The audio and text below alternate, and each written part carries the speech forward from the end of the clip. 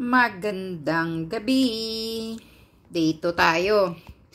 Kini-question na ni Representative Dasa.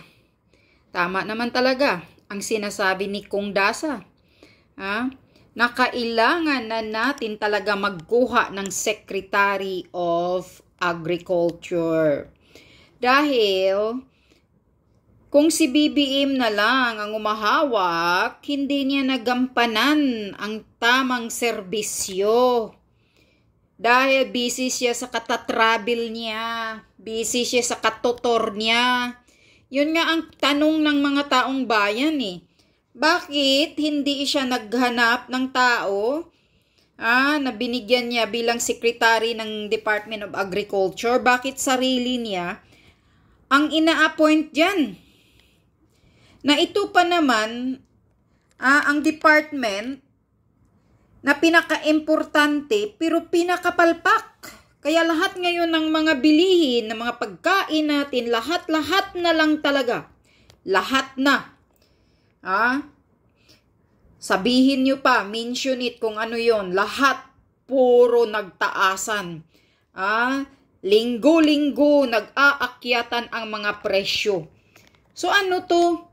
Talagang napakapalpak mo, BBM. Ina-appoint mong sarili mo Department of Agriculture. Ikaw ang presidente. Dapat may maayos kang solusyon.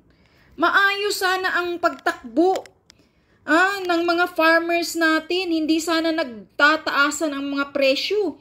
Dahil ikaw na lahat eh. Presidente ka. Ikaw ang Secretary of Agriculture. Sana mayroong maayos na solusyon. Pero wala. According pa nga kay Kong Dasa, Congressman Dasa, pinakapalpak. Pinakamalaking issue na ahensya ang agriculture ngayon sa under mo. Di ka ba nahihiya, BBM? Ayan, hindi ka nga pala nakipag-meeting. Nakipag-meeting sa mga USIC mo, undersecretary mo. Wala kang, Diyos ko, anong klaseng gobyerno? Department of Agriculture ka, Secretary, Presidente, super palpak. Kalabog ka. My goodness. Pakinggan nyo dito ang sinasabi ni Congressman Daza. Perfect ho yung sinabi niya dito. As in, sabi ko, bukas na bukas, wala ka ng budget. Wala ng budget. Pag-iinita na sa Congress. Kasi tinutuligsa si BBM. Ano yan eh, may dyan sa camera kasi may kanya-kanya yan eh. May kanya-kanyang grupo. Ganun yun, totoo yun. Sabi ni Maharlika. Dito ka lang.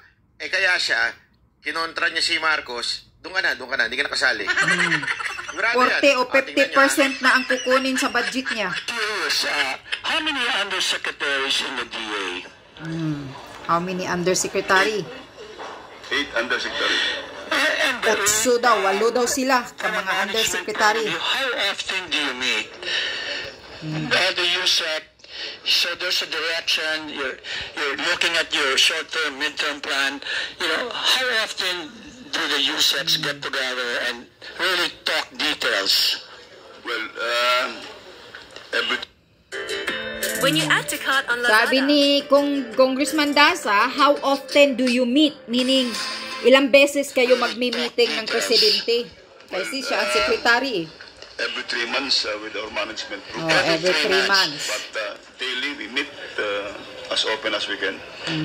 So, sir, in the last 3 months, or let's say the last 6 months, you've had 2 meetings with the USEC. How many of those 2 meetings was the president present? Wala. None. See? None. So thank you for... Saan ka? Secretary of Department BBM, ikaw. Wala ka. Yari ka. Yari ka. Bukas sa bukas. Pag-iinitan ka na, Congressman Dasang, dyan sa Congress. Wala ka ng budget. Sabi ng DA, ilang kayong music? Ganito kami kadaming music. Gaano kayo kadalas mag-meeting? Every 3 months. Wow, every 3 months? Every 3 months, pero walang naaayos. Sa Puro nagmahalan. 6 na buwan. Nakailang meeting na kayo? Sa 2. Sa 2 na yon, ilang beses umatin ng presidente? Wala. None. Ano yon? Hindi ba nakakahiya? Puting? Yari ka. Kapal ng mukha mo talaga, puting. BBM Marcos. Bullshit ka. Yari ka. Ako po, yari. Pag-iinitan ka na ni Lisa Smag, Congressman Dasa.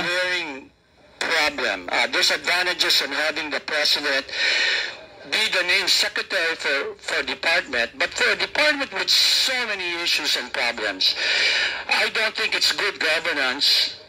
Personally, I have the highest respect for the president. He means well, but I think we need a full-time secretary. Full-time, yes. What are your thoughts on that? I think we need a full-time secretary. Ano sa tingin mo, Yusek? Ako, yari siya dito.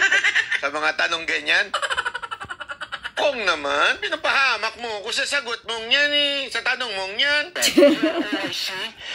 We respect you, but what are your thoughts on that? You haven't met with the president, the named secretary, once in the last 6 months. No, I meet the president twice a week.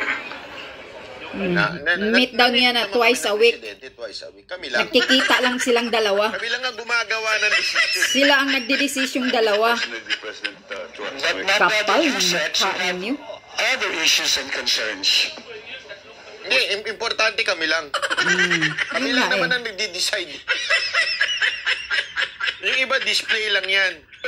The issues and concerns that the president tells me are the concerns that I'm telling the undersecretary's assistants. So, sa madaling salita, siya ang mediator between the undersecretary and the president. Imagine, utso Nakukuha sila niyo yung kay point UC ng- ka, ni undersecretary. Congressman, napaka-importante ng point ni Congressman Dasa kasi para magkaroon ka ng, kaya nga ho tayo may secretaries eh. Correct. From the president to secretaries. Halimbawa, nung panahon namin, hindi naman every time mamimit ni presidente ang lahat ng USEC at ASEC ng PCOO even if they are under the office of the president. Tandaan nyo, PCOO is under the office of the president. That's why it's very important yung papel ng secretary. Na si Secretary Martinon, yun, madalas niyang i-meet ang mga USEC niya. Correct. Ganyan naman talaga. Okay, para every instruction of the president, dadaan ngayon sa secretary. That's the purpose na merong secretary. Ultimong yung secretary ng DA, hindi nakikipag-usap sa USEC niya, Yun pinadadaan nga lang eh. niya through another USEC, may problema tayo doon. Diba? Tama. Sa madaling salita, parang hindi hands-on yung DA secretary. At lahat na lang ng desisyon mula dito sa tao na to at kay presidente lang. And for that matter, event directors for that. Sila ang dalawa nag-decision. For example, would the president know that the unutilized appropriations for 2022 was 6. Kasi nagpapalusot na si Yusek. So, binanatan siya ni Congressman Dasa. Alam ba ni presidente na ganito, hindi nagamit? Pakinggan niyo ang sagot. 7 billion pesos. Does he know that your unutilized appropriations for 2023 is about 36 billion? He knows. And what has Yes daw. Ano ang sagot ni presidente kung alam niya yon? he said about that? He is working it out with the department itself and the Department of Budget and Management. Okay. Does he know that DA made commitments to members of the House which were not complied? Does he know about that? Ayan. Alam niya ba na meron na pinangako na dapat makomply dito sa Congress? Yung pinangako ng DA? I don't know. I don't know. Hindi niya alam. I don't know. Tingnan nyo. Ito ang gobyernong Department of Nagigets nyo? Agriculture na Kasi nagpapalusot pinakapalpak. pa si Yusek. Ngayon, ipinapasok na ni Congressman Dasa yung mga malalalim pang mga katanungan tulad nga ng mga, alam ba ng secretary na merong pinangako ang DA na dapat maayos? Hindi niya alam. Yun, you see? Sabi niya, that's why we need a full-time DA secretary. My point. I think first is, for you to do a better service to this country, I think you really need to recommend to the president to find a full-time secretary who will face us need a full-time daily, secretary. weekly, monthly. Sabi naman ni Congressman Dasa, that's why you have to tell the president that we need a secretary in DA who could meet the USEC weekly or monthly. tas naputol na. Actually, alam ko din sasabihin ni Yusek doon. Sasabihin niya, di ikaw magsabi, bahala ka. Ikaw na. Para kaya mo sabihin niya? tanggalin ka ni Lisa Smugs. Na ng sekretary ng DA. O ikaw magsabi, bakit ako? Yun, tama. Lagot ka kay Lisa Smugs. Kasi si Lisa Smugs talaga ang interesado daw dyan na ilagay ang sarili. Sa isip-isip nung Yusek doon. Ikaw naman, congressman, alam mo naman na hindi ko pwedeng pakialaman yan eh. Ikaw na! Ikaw na magsabi, bakit ako?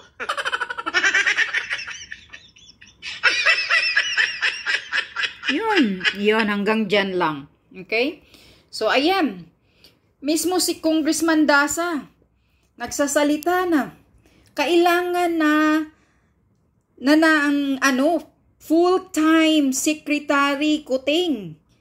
Ilaglag mo na yung sarili mo. Malis ka na dyan. Bakit? Ina-appoint mo yung sarili mo as a Department of Agriculture, which is, yan naman ang pinakapalpak ngayon. Ngayon, yan ang pinakamalaking issue ngayon. Problema ng mga mamamayang Pilipino. Na hindi mo nagagawa ang totoong trabaho bilang Secretary of Agriculture. Bakit mo yung trabaho na yan? Kinukuha mo yung pwesto na yan? You see, sabi ng Yusek mo dyan, hindi ka nga nila nami-meeting eh. Imagine, 8 kay Yusek Undersecretary ang Department of Agriculture. Pero 2 lang kayo yung matandaan na yan, si Yusek na yan ang nag-uusap. Yung ibang Yusek, flower lang. Nagsasayang lang ng pera ng taong bayan, sinusilduhan. Pero hindi naman sila kasali sa mga ninyo, usapin ninyo kung ano ang mga issue o mga problema ng bansa natin about sa mga pagkain, sa mga supply para sa taong bayan. Balbalan isang katarantaduhan yung ito eh. 8 ka department undersecretary Sinasabi na ng matandaan dyan yung inimbestiga ni Congressman Dasa 8 sila. Pero sila lang 2 ang nag-uusap ni BBM. Kasi si BBM ay ang Secretary of Department of Agriculture.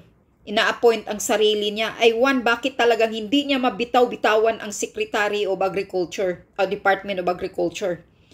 Kasi according kay Maharlika, yan daw talaga ang pangarap ni Lisa Smugs noon pa under President Duterte. Na gusto daw talaga sana niya na i-appoint si BBM bilang Department of Secretary of Department of Agriculture. Bakit kaya? Yun ang sinasabi ni Maharlika. Kasi daw, sabi pa ni Maharlika, dyan makakamkam, dyan makapagnakaw. Maraming budget, malaki ang budget na maikamkam daw, manakaw. At mga mapapalusot nila ang kanilang mga, kaya nga, yung 3 nilang daw mga BFF, ang ina-appoint na mga importer. Yun ang kay Maharlika yan, galing kay Maharlika yan. So ano yan? Tapos ngayon, ikaw ang presidente, ikaw ang Secretary of Agriculture, pero ang daming problema ng bansa. Lahat na lang nagsitaasan ng mga presyo. Parang pinapatay nyo na sa gapang ang taong bayan. Ano to? Ang bigas na pangako mo 20 ngayon, nag-times 3 na ang kamahalan. Nagiging 60 na ang kilo ng bigas. Di ka ba nahiya, BBM, kung meron ka pang hiya? Kung sobrang kapal ng mukha mo. Talagang mapapamura ka talaga dito eh. Yan nga nakakagigil talaga tong gobyernong to eh. Hindi ginagampanan yung trabaho niya na para sa kapakanan ng mga mamamayang Pilipino. Ang ginagawa niya, puro yung priority nila yung iba. Iba na hindi naman dapat, hindi naman importante para sa pang-araw-araw na kabuhayan ng mga Pilipino. Sino ba ang pinagsiserbisyuhan mo dito, Kuting? Yung mga ibang bansa? Hindi ba binuto ka ng mga taong bayan? Ang taong bayan dapat ang priority mo, ang pagsiserbisyuhan mo. Hindi yung kung ano-anong mga kabalbalan ninyo.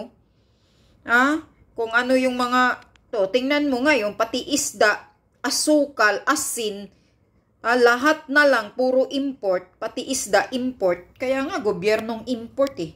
Iyon lang ang nasa utak mo, import agad kasi wala kang solusyon eh. Sabi pa ni Maharlika eh, tamad ka. Super tamad ka daw, BBM, sabi ni Maharlika. Wala kang solusyon. So kung magka-shortage, ang iniisip mo agad mag-import na tayo. Import na tayo. O sino ang kumita? Ang saya-saya ng mga smugglers o hoarders or mga importer dyan. Nakaka-BS talaga, sabi pa ni Maharlika, BS talaga itong gobyerno na to. Nakakagigil.